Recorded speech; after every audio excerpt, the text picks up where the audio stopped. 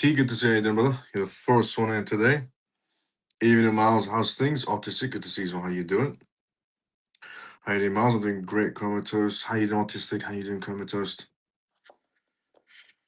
Just trying to check if, yeah, it's here. Let me just pin the live show. Pin to your profile. Okay.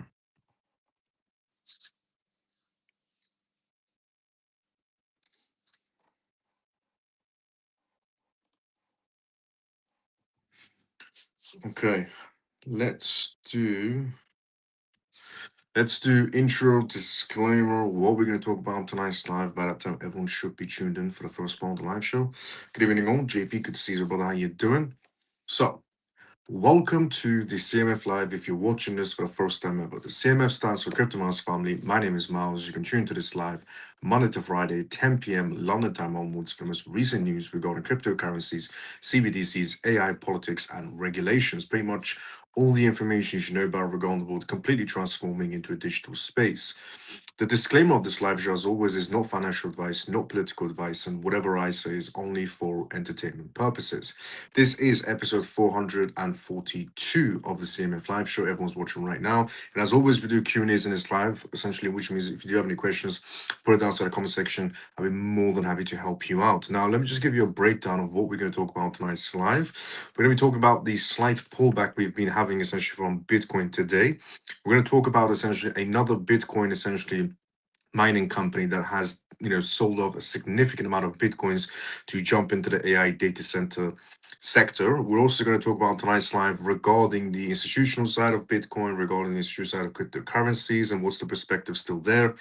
We're also going to talk about tonight's live regarding Revolut, which is a giant, essentially neobank, who is going to be coming across the border. We're also going to talk about tonight's live regarding a billionaire's perspective of the crypto space is what we're also going to go through on tonight's live. We're going to be talking about on tonight's live regarding the US government, essentially regarding France, and regarding essentially the crypto space. A very unique piece of news that I'm going to be sharing with you once we get to that. I'm also going to talk about tonight's live regarding essentially a particular blockchain platform, you could say blockchain platform, that is now applying for a bank charter license. It's becoming more common of blockchain essentially foundations or essentially blockchain companies to now start applying for some sort of bank charter license. It was a wave that was essentially originally started with Ripple, and then Circle followed through, so did Paxos, and the list is now growing. And obviously, we're going to talk about tonight's live regarding the war scenario, because the war situations in the Middle East, because it is obviously having impacts on the market space, negative and positive. We're also going to talk about tonight's live regarding Ripple. Before we talk about any of those news or essentially articles, the first one we are going to talk about tonight's live is regarding the slight ever so pullback inside the market space. Let's go inside the conversation first. Let's see what's happening there, and then straight into the first news. By the way, thank you so much to everybody who has straight away liked and retweeted this live. If you're watching this on X right now, thank you so much, CMF members. If you're watching this on YouTube, thank you so much for everyone who's also liked the live show as well. If you haven't, CMF members, drop a like, drop a retweet. Thank you so much, David, for essentially reposting. I just saw your notifications. And as I said, by the way, I can see who reposts and who likes and who doesn't, and who keeps on watching the live show without liking and reposting. Just to let everyone know about that. But before we talk about the first news, let's go start the conversation first. Let's see what's happening there. And then we'll go through the first news. So, let's see where we're at. We were here. Good evening, Miles of CMF Free and Feather. Good to see you. How you doing? The war's escalating into Lebanon. Yes, it is. And also Azerbaijan. Azerbaijan also got hit by a Iranian drone today as well. They're asking Iran why they're getting hit, and Iran's answer is everybody's getting hit by the looks of it. And the war is escalating essentially in Lebanon. And some sort of a civil war, you could also say, is escalating in Lebanon, where Lebanese people are starting to realize, harboring the H group, the terror group that starts with H, isn't really beneficial for them anymore. And they've actually started some sort of a civil war to kick them out. People are turning against that group, which is good. Terror groups should not be supported or praised. They should be eliminated, which is exactly what Trump and Israel is doing right now.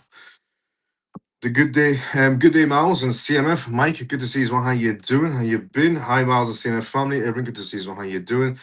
Evening, Miles and CMF. Jason, good to see you. How you doing? Morning, Miles and CMF. Shelly, good to see you. Morning, how you doing?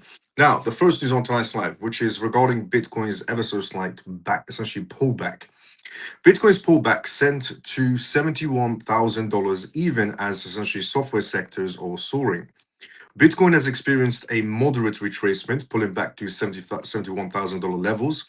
After failing to maintain its recent momentum above essentially previous highs, this cooling off period comes despite a significant rally in the broader essentially software and technology sectors, suggesting a temporary essentially decoupling between digital assets and traditional equity markets. Analysts right now are viewing this move as a healthy consolidation, essentially with the utility era, as the markets essentially digest recent gains and recalibrate the financial plumbing necessary to support the next leg of institutional adoption. The divergence between crypto essentially and soaring tech sectors highlights the several shifting essentially in terms of market dynamics. Post essentially taking cycle profits. After a recent surge, essentially past $73,000, short term traders appear to be rotating capital out of Bitcoin and into essentially high performing software stocks, seeking to essentially to capture gains in a sector benefiting from renowned enterprise spending. Support level testing, market experts note that $71,000 essentially represents a critical technical floor, maintaining that this level is essential to prevent a deeper essentially bull trap scenario and to confirm the strength of essentially the current macro uptrend. Macro uncertainty, while essentially the flipping of the switches for ETFs continues to provide a baseline of demand, essentially, and persist in terms of geopolitical tensions, are causing some investors to favor a liquid cash or essentially traditional tech moats over the more volatile digital essentially holdings. Despite the essentially localized dip, the long term outlook remains focused on the underlying infrastructure being built by the major financial institutions. As the US Clarity Act and other pro innovation policies move through the legislative process, the integration of Bitcoin or cryptocurrencies into the global wealth management continues at a steady pace. Traders remain watchful of the $71,000 support zone, as a bounce from this level could signal that the digital gold narrative remains intact, setting the stage for essentially a renowned push towards all time highs as the software rally essentially eventually rotates back into crypto ecosystem. So, Bitcoin had a slight, essentially a very small pullback, you pretty much say, from $73,000 to roughly about $71,000. They're not seeing as a major essentially pullback. This is just seeing as a recalibration. The same people that did essentially sell their Bitcoins, they only did it to essentially jump out of Bitcoin and go towards essentially tech stocks. And they're saying that Bitcoin is in some sort of a way decoupling from tech stocks, so it's going on its own path, which is an interesting play because for the longest time they thought Bitcoin would follow gold. It didn't. And then Bitcoin started following tech stocks. And now it seems like it's decoupling from tech stocks. So that could also play out well for Bitcoin and even the crypto sector since we still don't have regulations. But what else could have possibly made Bitcoin go dipping downwards? Well, this could be one answer.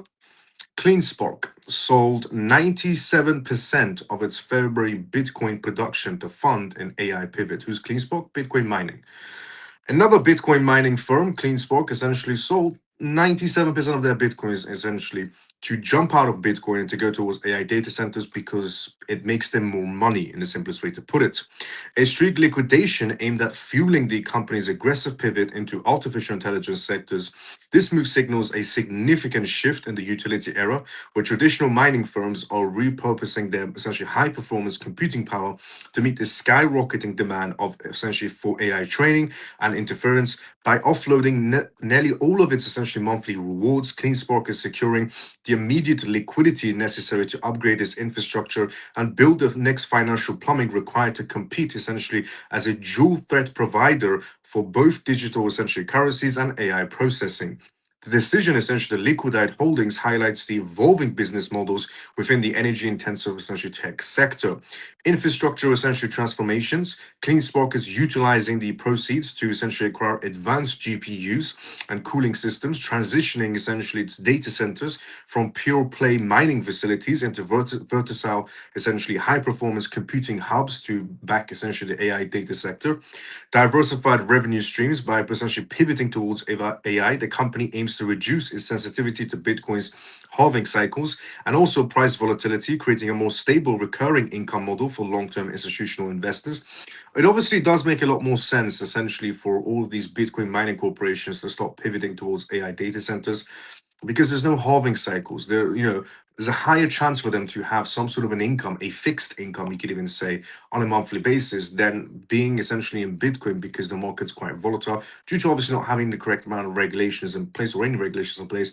That's why the market is volatile. But I fully understand why, if I also owned a Bitcoin mining firm and I saw essentially other Bitcoin mining firms are turning into AI data centers, and I'm looking at the amount of money they're making on a monthly basis, more of a fixed income, you could even say, I would do the exact same thing. So would you. So there's a reason why they are all essentially jumping out of the Bitcoin ship and going towards AI data centers. Now, market analysts also view this development as a canary in the coal mine for the broader mining industry as more firms look to flip the switches from essentially SHA 256 hashing to AI centric workloads. This transition essentially suggests that the next phase of digital economy will be defined by the convergence of blockchain and artificial intelligence hand in hand, with energy-rich miners serving as the backbone for both.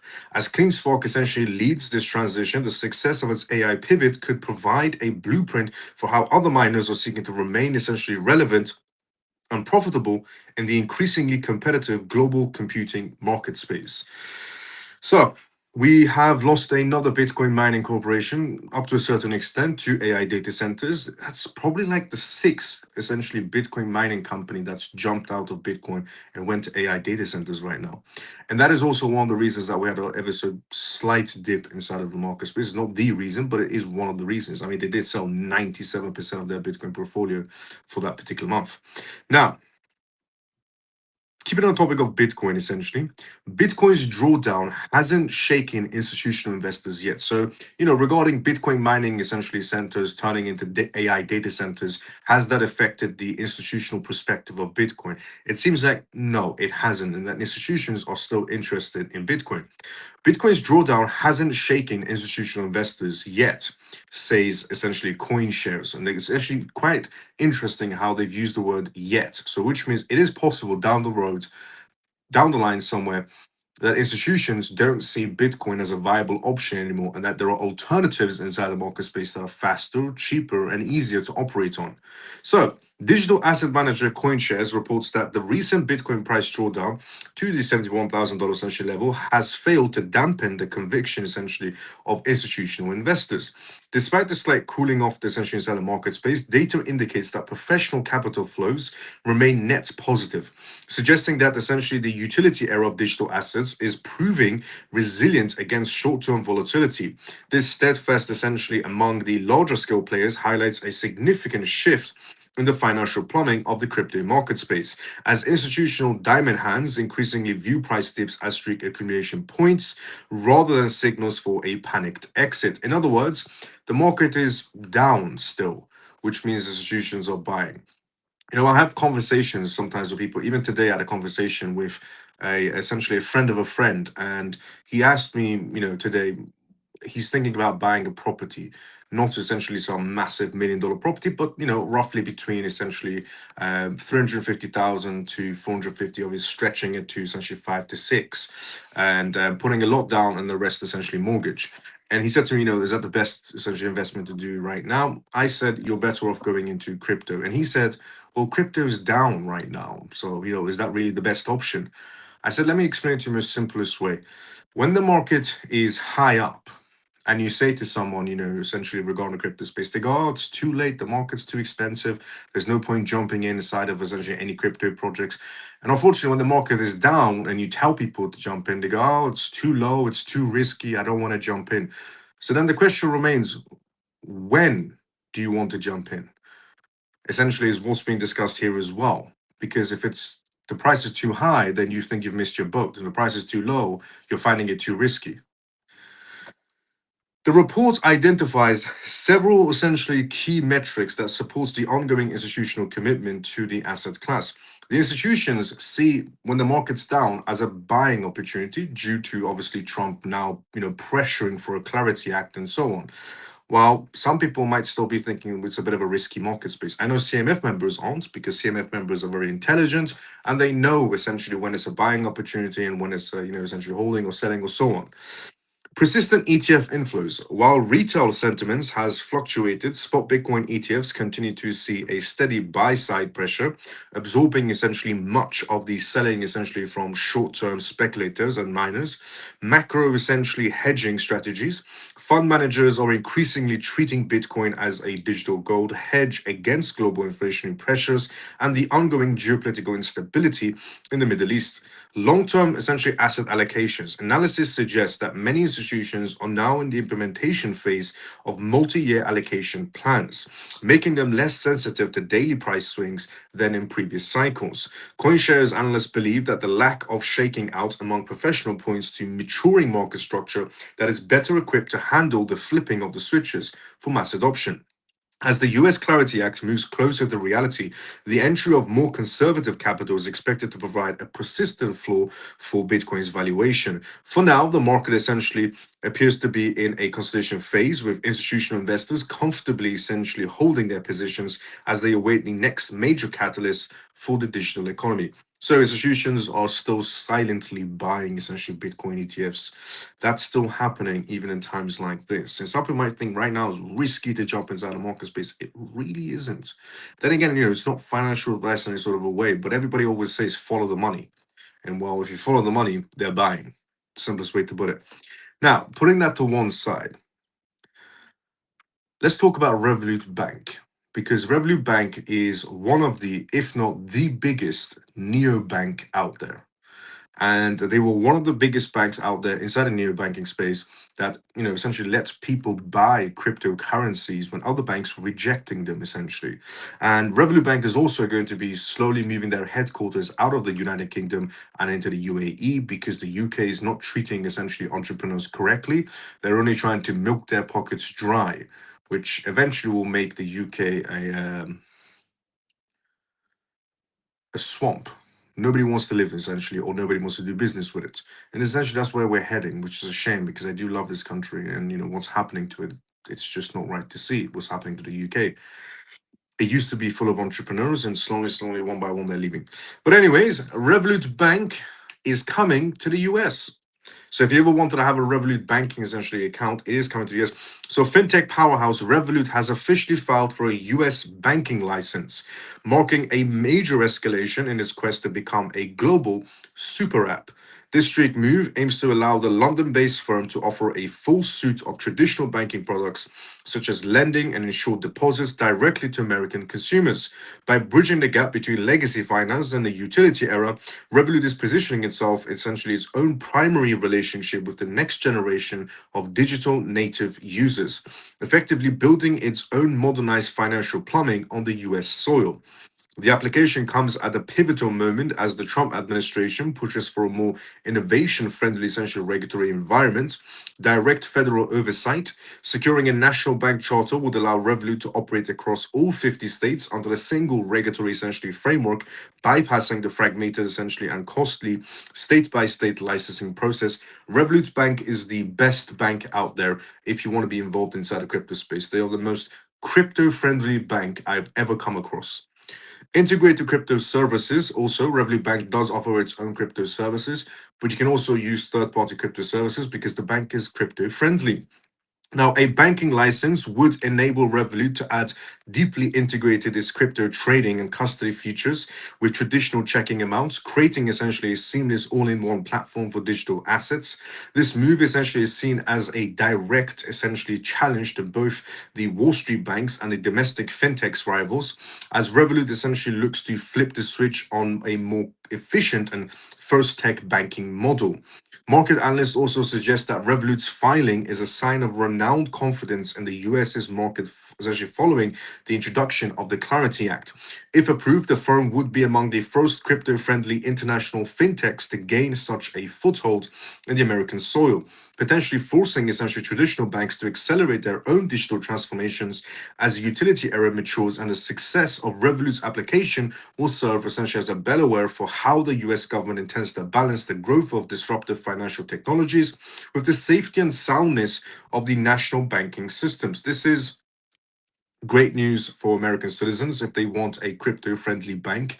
Revolut Bank, in my opinion, is the number one bank that is crypto friendly, no doubt about it, by a mile. And also, they do offer their own crypto services. As I said, you can also use third-party crypto services as well. And the best part is, Revolut Bank could actually put pressure on other American banks to hurry it up and get involved inside the crypto space, especially if they do get their license approved as soon as possible. Now, putting that to one side, before we go through the news, before we go through the next news on tonight's live, which is a $1 billion perspective on the crypto market space, let's go inside the comment section first. Let's see what's happening there, and then we go straight into the next news. So let's see where we were at. We were at here, I think. Yeah, we are here. Mike, good to see you. Everyone, good to see you. Jason, good evening. Miles on CMF, good to see you. How you doing? Morning, Miles on CMF. Shelly, good to see you. How you doing? Take 1 second to repost the live show. Let's go CMF. Thank you so much, Scott, for saying that. CMF members, if you haven't liked or retweeted this live show, like and retweet. Just take 2 seconds to like and retweet. If you're watching on YouTube, just drop a like. And by the way, as I said, I can tell who likes and who doesn't like, and if you're still watching. Take one. Hi, Miles on CMF. Stormy, good to see you. How you doing? I heard XRP will get agree price. What does this mean? And we can see the agree price? No, that's just an old myth inside the crypto space. Hi, Miles CMF. Hope everyone is doing well. Ronnie, good to see you. How you doing, brother? Good evening, Miles. How you doing? I'm doing great. Callie, good to see you as well. What up, Miles CMF? Ray, good to see you, brother. How you doing? Will there be a bull run, essentially, even with the war and signs of dollar collapse? Great question. Can we see a bull run, during a war? Yes, we definitely can, especially this war, because this war is essentially with the Islamic Republic of Iran, and they are a greedy bastard of a religion, essentially a regime. So they are definitely going to be, essentially moving their money into cryptocurrencies. And we're going to talk about that a little bit later on tonight's live regarding essentially the Islamic Republic of Iran, essentially how they are boosting, especially the stablecoin market space. And I talked about how they've purchased a tremendous amount of Bitcoin and XRP, which was revealed by a data center as well. So yeah, this war is definitely very different. This war can also, play out very positively for the market space as well. Definitely, we can see a bull run even in this war, especially if we get a Clarity Act during this war as well, even better. All we need is that Clarity Act. It doesn't matter when it comes, we just need it. Not saying straight after it's going to be fireworks, but at least we got the biggest hurdle out of the way. Miles, you think is causing a lot of problems? I think it's people that are causing a lot of problems, is what I would say. I agree on Revolut. I'm a customer. Let's go, Jason. Is Revolut moving to the UAE and meaning UK not giving a bank license? Revolut moving to the UAE, it doesn't mean they're going to close UK citizens' bank accounts down. It just means that their headquarters will be operating out of UAE. I will do the exact same thing. I'll be very honest. If I was essentially an entrepreneur, nobody wants to be milked essentially by the government. Everyone wants better terms if you're an entrepreneur. If you're providing jobs for a country, if you're providing jobs for the citizens of that country, then you should be treated with respect, not essentially be shouted at and essentially protested against. Is what's happening to a lot of CEOs or billionaires and millionaires inside the United Kingdom. People don't realize that, when they say they hate billionaires or hate millionaires, they create jobs. Billionaires and millionaires create jobs for people, and they don't see the bigger picture. All they see is, why does that guy have $1 billion and why do I not have $1 billion? That's all people see. Not everyone, but the liberals. That's all they see. They see a guy that's rich and they go, why is he rich and why am I not rich? Let's take his money. That's what liberals think. It's daylight robbery, but a legal way of doing it. Just protesting against it. And then the governments go, okay, we'll milk them dry. But yeah, even though he's moving to the UAE, just means his headquarters moving, not that he's closing bank accounts down. Now, let's talk about the venture capitalist, essentially CMF, billionaire, who has a perspective on the crypto market space. Now, I've shared his perspective once, I believe, inside this live show about last year, I think it was, but here's his second perspective. So, he has sparked a fresh debate within the financial community by questioning whether Bitcoin is truly ready to serve as a primary reserve asset for global central banks. While essentially Trump has historically been a vocal supporter of the digital gold narrative, His recent comments suggest that the current volatility and lack of unified global regulatory frameworks may hinder essentially its immediate adoption by sovereign essentially entries. This skepticism essentially arrives at a pivotal essentially moment in the utility area as the industry waits to see if financial plumbing of the world's largest economies can actually accommodate a decentralized asset on their balance sheets. This critique focuses on several structural challenges that remain unresolved despite Bitcoin's recent price appreciation. Volatility constraints. Chamath essentially argues that for an asset to function as a reserve, it must provide a level of stability, and Bitcoin has yet to demonstrate, particularly during periods of intense geopolitical stress. Now, this man has been a Bitcoin advocate, just like Michael Saylor from MicroStrategy. This man is a Bitcoin advocate. They've essentially done panel talks with Michael Saylor, and they've both had the same perspective that Bitcoin is this digital gold asset. It's amazing. It's incredible. It's going to change the world. Now, not that he's backtracking, but he's slightly changing, you could even say, his opinion up to a certain extent. That is Bitcoin even ready? Does Bitcoin actually have what it takes to be that backbone of central banks? The reality of it is no, I'll be very honest. What could be the backbone of central banks is XRP by a mile. Some people might hate me saying that, some people might like me saying that, but it's the truth from what I can see from PDF documentations, from licenses, from NDAs, from everything else to do with it. Institutional guardrails. The absence of standardized international accounting rules for digital assets remains a significant friction point for central bankers who require extreme transparency and predictability. Geopolitical weaponization. There are growing concerns that a shift towards Bitcoin could trigger a defensive reaction from traditional reserve currency issuers, leading essentially to a fragmented global payment system rather than a unified one. In other words, Bitcoin is probably not the chosen one. Despite these questions, many prominents believe the flipping of the switches for a sovereign adoption, an inevitable essentially byproduct of the declining trust in fiat systems. That is definitely there. There is a massive, a huge amount of people, you can simplest way to put it, that don't trust the fiat system. They don't trust their dollars anymore, their pounds, their euros. They think is absolutely worthless. Analysts suggest that while essentially Chime of Caution reflects the old guard concerns of the legacy banking sector, the momentum behind the US Clarity Act and the pro innovation essentially policies may eventually force the hand of the central banks. For now, the debate underscores the tension between Bitcoin's role as a speculative hedge and its potential futures as a foundational layer of the new neutral global monetary order.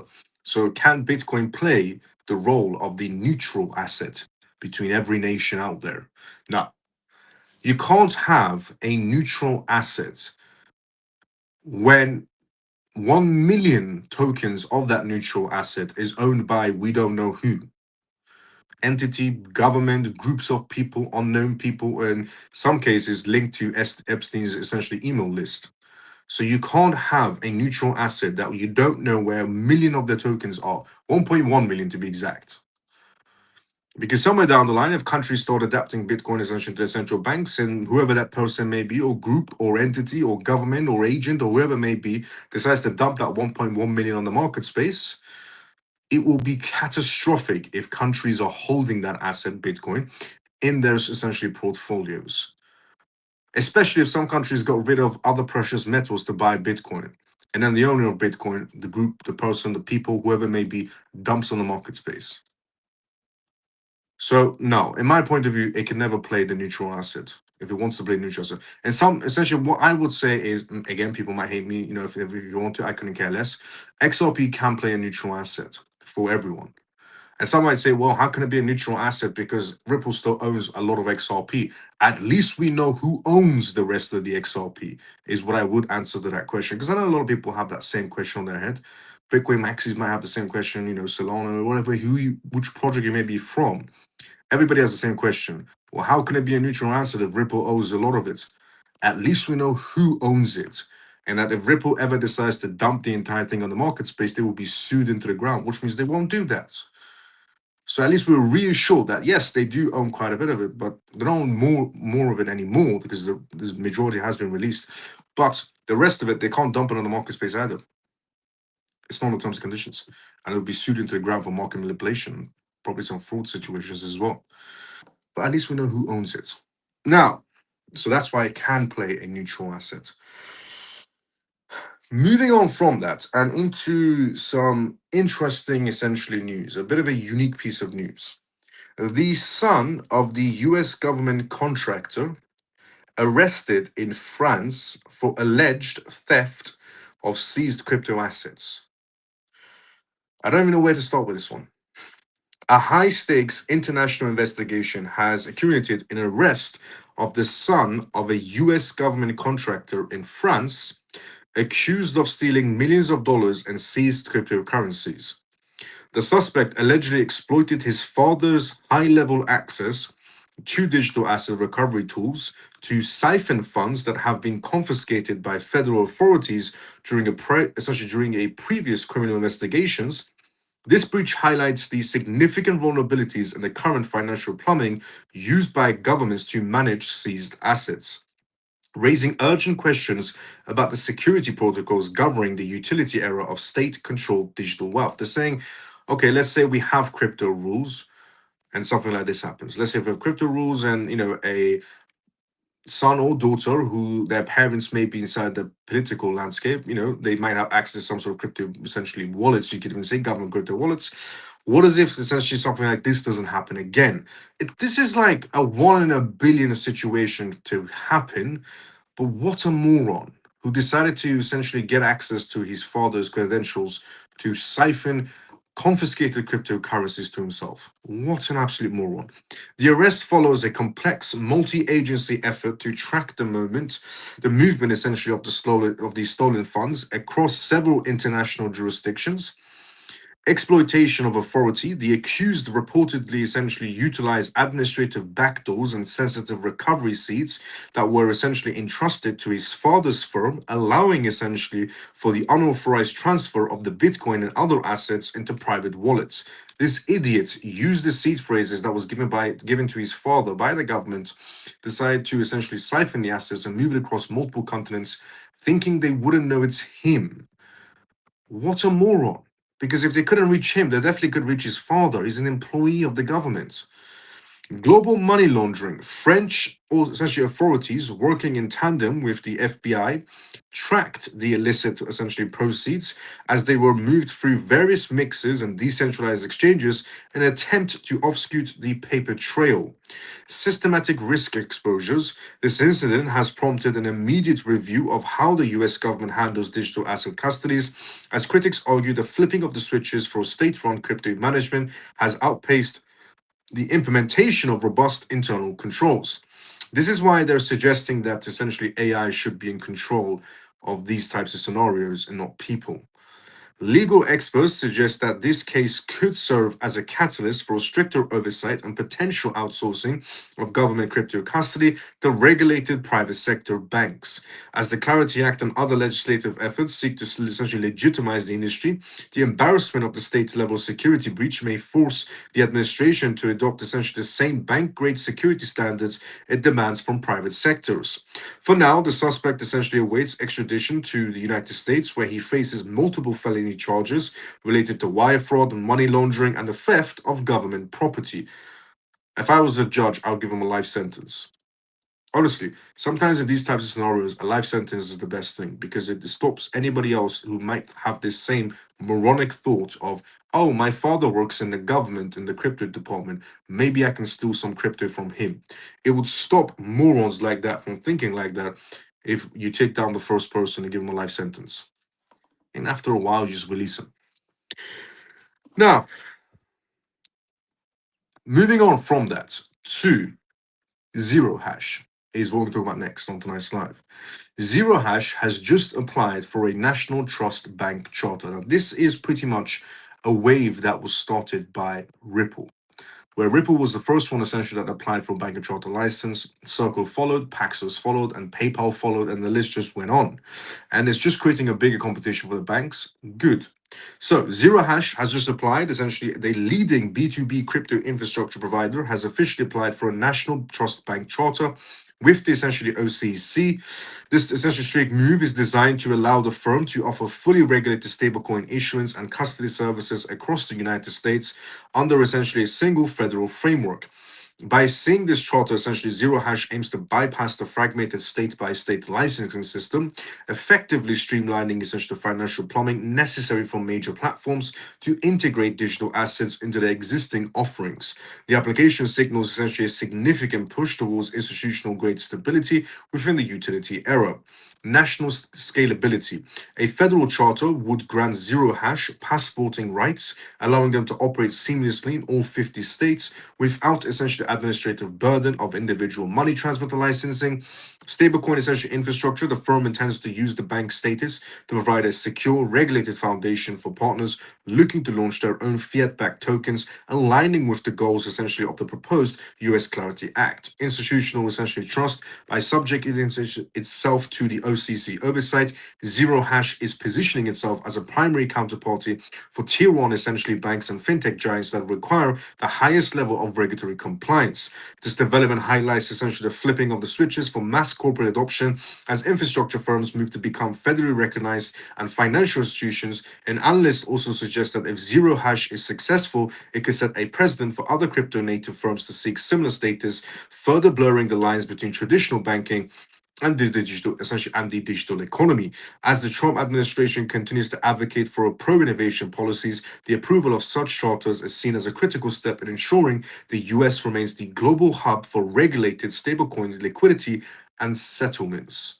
So another crypto firm essentially coming out and going for a bank charter license. I'll be honest, it's getting, the competition is definitely heating up for the banking sector because they paused the game for so long, which frustrated Trump, and which made him send out that tweet that he's going to push essentially past the Clarity Act no matter what, whether the banks like it or not, which has made Revolut Bank, for example, today come out and say we want to get a bank charter license. It's made essentially Zero Hash today to come out and say that we want a bank charter license.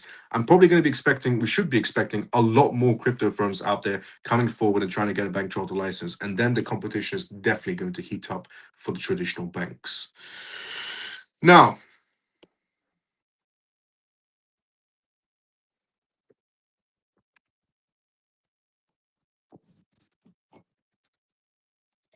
sorry about that. Before we talk about the next news on tonight's live, let's go start the comment section first. This was happening there, and straight into the next news. So let's see where we were at. How are you doing today, Miles? I'm doing great. Lena, good to see you. And Miles, CMF, Manny, good to see you as well. How you doing? Now, Iran, USA, Israel. Let's talk about the Middle East for just a small bit, just for a little while.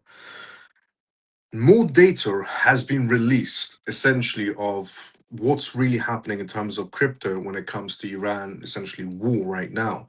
And we have new data from chain analysis that there is another massive increase so far from stablecoin purchases from Iran.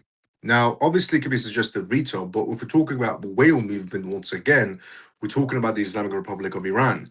They're purchasing stablecoins again.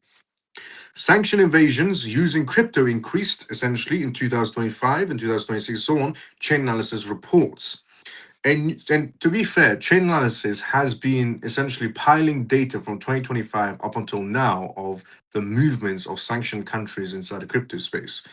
A new report from blockchain analytics firm Chain Analysis reveals a staggering increase in cryptocurrency related sanction evasions throughout 2025 all the way up to 2026. The data suggests that as a global geopolitical tensions intensified and sanctions entities and rogue states increasingly turn to digital asset ecosystems to bypass essential traditional banking blockades, this surge in illicit activities highlights a critical challenge in the utility era, where the same borderless financial plumbing that enables instant global settlements is becoming exploited to undermine international security protocols and financial oversights. The report identifies several key drivers behind the massive spike in sophisticated, essentially, evasions of techniques. Advanced, essentially, obfusion. Now, a sanctioned actors have moved beyond essentially simple mixes, increasing utilizing cross-chain essentially cross-chain hops and essentially decentralized ghost exchanges to master trails of funds before off-ramping into fiat. State-level mining. Several restricted regimes have reportedly industrialized essentially their Bitcoin mining operations using newly minted coins as a clean source of liquidity that essentially no previous on-chain history associated with sanctioned wallets. Stablecoin provocations, high liquidity US essentially pegged stablecoins have become the primary vehicle for a bulk essentially value transfer, allowing entities to maintain purchasing power while avoiding the volatility of broader crypto market spaces. Look, I'll be very honest with you. What they're pointing to is that certain sanctioned countries may have also been behind printing tokens. In other words, creating crypto projects. So maybe some of these meme coins that people were buying during the meme coin essentially era up until now, some of them could have been created by sanctioned countries. So North Korea could have actually created some of the meme coins people brought in. Iran's government could also be part of some of the meme coins that people were buying into. Russia's government also, China's government also, and so on is what's essentially been possibly suggested that these governments, these sanctioned countries, not China is sanctioned, but certain entities, they were behind essentially the minting of these new crypto projects that people were buying inside the crypto space. So you were pretty much funding sanctioned countries if you were one of the people that was buying into meme coins, these random meme coins that were popping off. Also, to point out regarding essentially how they're moving their money around inside the crypto space, they're doing it essentially through shell companies, obviously, and essentially they're not using mixers anymore. And they're also using essentially people across essentially the world to move their money around for them. And how they're also doing it is through the UAE. The Iranian government is buying essentially the UAE's currency with cash and then using the UAE's currency to buy essentially stablecoins or Bitcoin or XRP.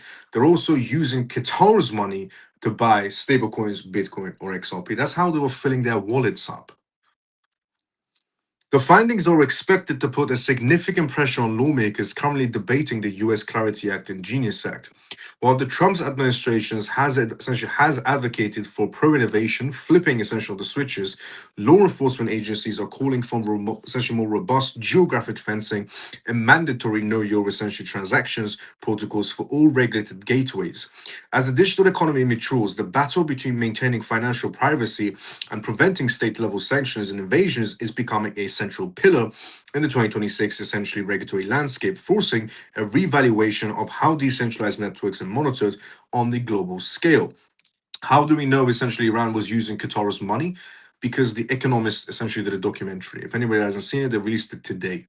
The Economist essentially released a documentary on how essentially Iran's government was using essentially UAE's money to enter the crypto space, and Iran's government also owns a particular crypto space, essentially a particular crypto exchange that a lot of people might not be aware of, and that's how they're moving the money around. Also, just on the subject on that topic, if you haven't seen it, I do write one Substack a day. So I write one article a day. And starting today, moving forward, I'm going to be explaining to you what it means to be in terms of war and money and the digital future, because it all correlates together in a way that this war needed to happen. I said this before this war started. I said this war needs to happen before it started because every centralized bank needs to be under the same roof for us to go into a digital world. There's many reasons why this war happened. One, because essentially, the Islamic Republic of Iran would not come to the table in any sort of way. Two, the way they mistreated essentially their people is what they saw next, which they should have seen that was the first one, but they saw that essentially as the next one. And essentially, three, they need their central bank at the table if we want to go to a digital world. Four, essentially having Iran on the side of essentially Israel and the US works out more beneficial for them because they could fund essentially, oil and gas and energy, in other words, to the EU, which means they're not reliant on Russia. There's many reasons. And also, if you get Iran, Russia essentially doesn't have the money it needs to go up against Ukraine anymore. So they become a little bit weaker because they're not selling essentially energy to the EU anymore. China's not getting free essentially energy anymore. So they essentially crumble slightly as well. If those two crumble ever so slightly, then North Korea will also crumble alongside them, which means everybody will be eventually forced to come to the table to be under this unified body of a digital world. Essentially, there's many reasons why this Iran war happened now. But it also did need someone to pull the trigger, which essentially was Donald Trump. But good on him for doing it because, either way, at least my people will be free. Whatever happens next, happens next. But at least the people of Iran will be freed from this dictatorship, cancerous rat of a regime that was essentially keeping the Iranian people hostage for 7 years. But there's many reasons essentially of that. So it's all relatable. A digital world, this war with Iran is all relatable. And the reason why I explain this to you is because I release one Substack a day, one article on Substacks a day. And if you haven't checked it out, go check it out. And starting today with this article that was released today and moving forward, it's going to be all about war, money, and how does this all tie in together. I want everybody to have in the retail section a better understanding why this war is happening, what in terms of essentially for the crypto space, is all related to a digital world. This war is all related to a digital world in the long run. So I'm explaining war, money, and how things work essentially, and it's all free. Go check it out. If you want to chip in, it's your choice, but it is all free. And I do appreciate everyone who did chip in for the Substacks. Thank you so much. But it is, go and check it out. If you haven't checked it out, go and check it out. Now, putting that to one side, let's talk about Ripple now. Ripple adds Coinbase, essentially crypto futures, to its $3 trillion trading venue. This is big news because it shows that Ripple and Coinbase are on the same page. And this is good because Ripple and Coinbase are the two of the biggest powerhouses inside the United States market space, inside the world, when it comes to blockchain. Genuinely. In a massive expansion of its institutional liquidity hub, Ripple has officially integrated Coinbase's crypto futures into its trading venue, which now handles an estimated $3 trillion in annual volume. This partnership unites two of the most influential powerhouses inside the digital asset space, creating a streamlined gateway for institutional investors to access sophisticated hedging tools and leveraged products.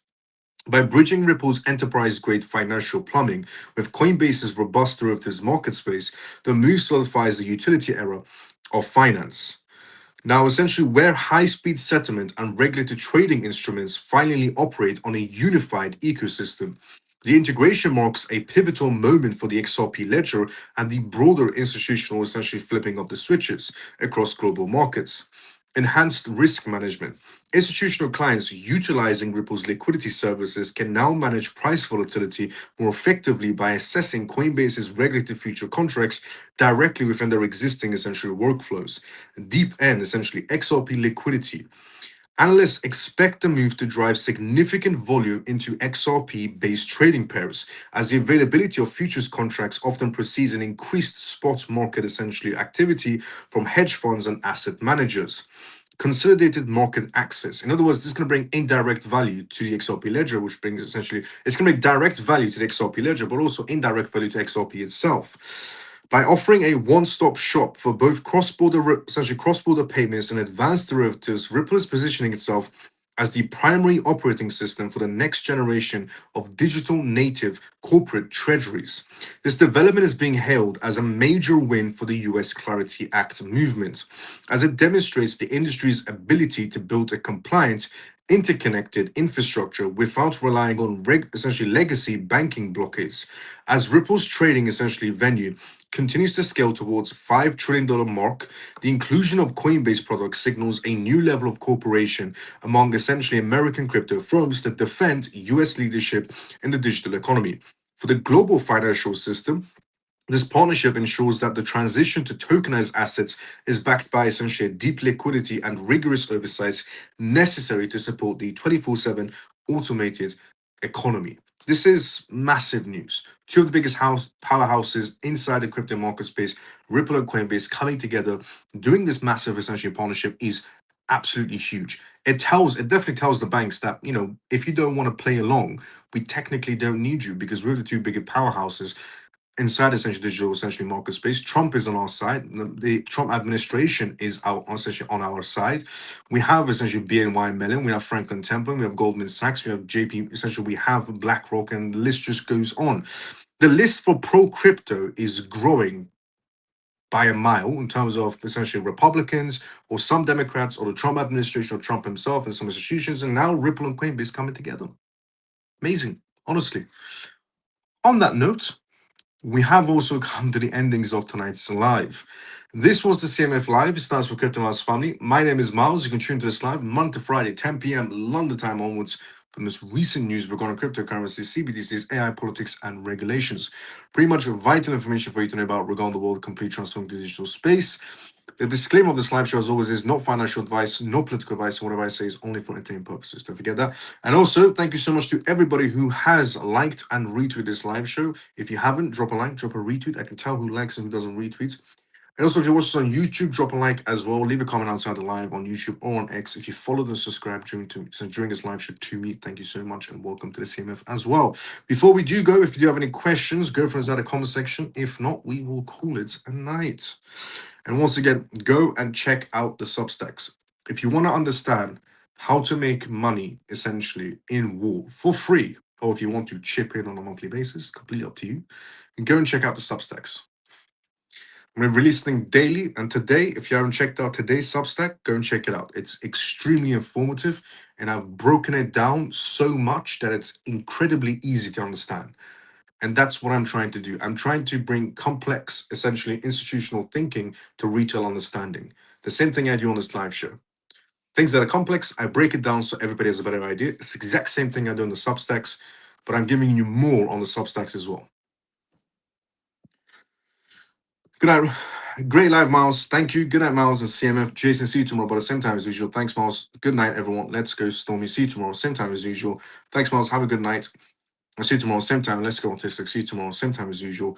I'm sorry I arrived late. Had an appointment. No problem, Scott. Good to see you, brother. How you doing? See you tomorrow, same time as usual. Thank you, Miles. Another great live and good night. Let's go, Mike. See you tomorrow, brother. Same time as usual. Absolutely deserve to get some money out of it, Miles. Subscribe to Substacks and support Miles in this venture, guys. The insights and breakdowns of these articles are brilliant. Thank you so much, Shelly, for saying that. Honestly, thank you so much. Thank you, Miles. Have a lovely night all. Let's go, Lena. See you tomorrow, same time as usual. Take care, Miles, the CMF. Ray, let's go. See you tomorrow, same time as usual. Thanks, Miles. Great info. See you tomorrow. Let's go, Comatose. See you tomorrow, same time as usual. Good night, Miles, and all the CMF. Thank you for a great live and news. Let's go, JP. See you tomorrow, same time as usual. Thank you for all you do. See you all tomorrow, Miles. Love your content. Let's go, Shelly. Thank you so much. Good night, Miles. God bless, brother. Let's go, Cali. See you tomorrow, same time as usual. Sell all your BTC now. I'm not advocating for that in any sort of way. Now, if someone wanted to work in crypto industry, it's the best background to have in an IT degree. Yeah, I would. Cybersecurity is one of the best ones to have, I would say. But blockchain degree is definitely by far also one of the best to have as well. On that note, we have reached the endings of tonight's live. Storm, if you want more help on that, just direct message me, no problem. I'm here to help. I'll see everybody tomorrow, same timing as usual. Everybody have a great day or a good night, depending on where you're around the world. Love you all. See you tomorrow, same time as usual, and check out the Substacks.